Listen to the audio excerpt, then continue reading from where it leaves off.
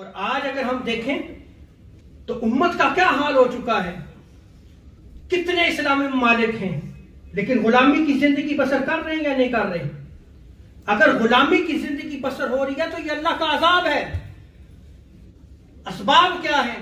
اسباب یہ ہیں کہ ان میں سے ایک سبب یہ بھی ہے کہ ہم نے امر بالمعروف و نہی عن المنکر کا جو فریضہ اس امت کی ایک شان تھی اس کو چھوڑ دیا ہے. کہ جہاں پہ ہمیں حق بات کہنی ہوتی ہے ہم رک جاتے ہیں، جہاں ہمیں نیکی کا حکم دینا ہوتا ہے ہم رک جاتے ہیں، جہاں سے ہم نے برائی سے منع کرنا ہوتا ہے ہم اسے منع نہیں کرتے. ذرا اس چیز کو انٹرنیشنل لیول سے لے کے آپ اپنے گھروں تک آ جائیں. بہت ساری ایسی چیزیں ہیں کہ ہم اپنے گھروں میں بھی نیکی کا حکم نہیں دے سکتے، برائی سے منع نہیں کر سکتے. آج ہمارا حال یہ ہو چکا ہے.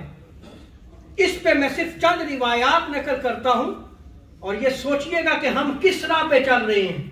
پہلی روایت حضرت ابو سعید خدری رضی اللہ تعالیٰ عنہ کی ہے کہ آقا علیہ الصلوۃ والسلام نے ارشاد فرمایا کسی کا خوف تمہیں اس حق بات کو کہنے سے منع نہ کرے جس کا تمہیں علم ہو.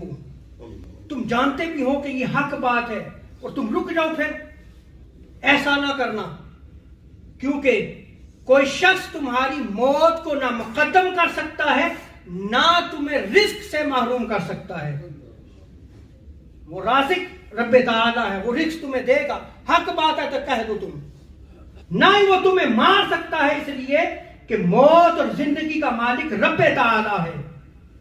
اسی لیے آقا علیہ الصلوۃ والسلام نے ارشاد فرمایا کہ حضور سے پوچھا گیا کہ افضل جہاد کون سا ہے تو حضور نے ارشاد فرمایا ظالم شخص کے سامنے کلمہ حق کہنا جہاد ہے اور یہ افضل جہاد ہے.